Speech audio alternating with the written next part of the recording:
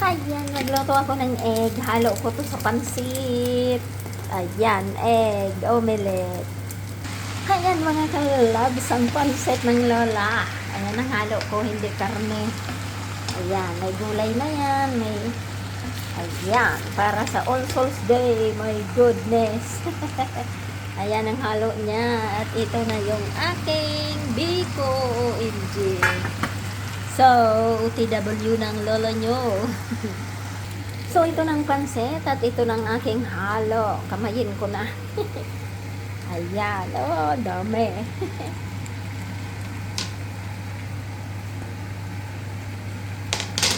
Ayan ang pansit ng lola. Loto na. Daming halo. Hindi, egg lang ang halo niya. So, ayan. Ang aking All Souls Day. At yung aking biko, hindi pa, i-oven ko yan eh. Ito guys, konti pa lang ang handa ng lola.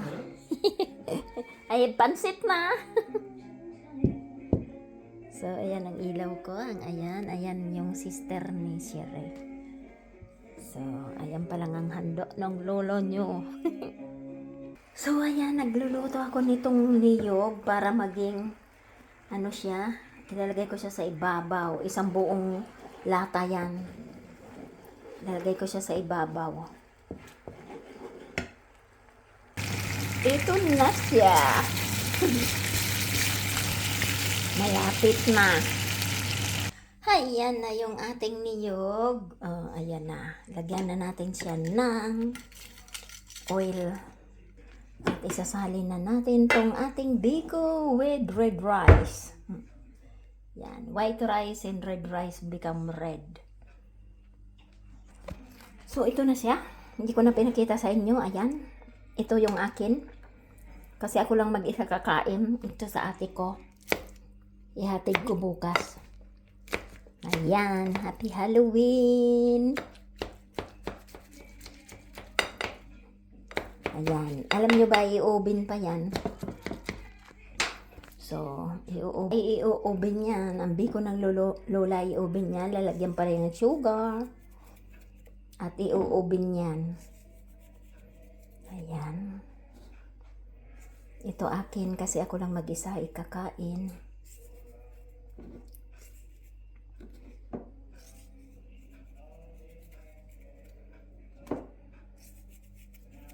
Okay, so ayan.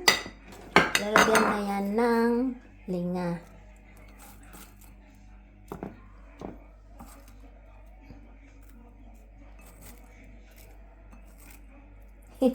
Parang masyadong naluto ang linga ng lola.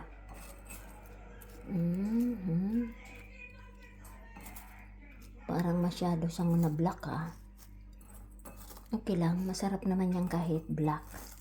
Diba guys? Ayan na. I-oven yan. Ayan ang biko ng lola. Ayan. Ibang klase ang biko ng lola ha. Red rice. So, ito ay ilalagay dyan. Sa taas. Ilalagay sa taas. Ay. Ayan sa baba.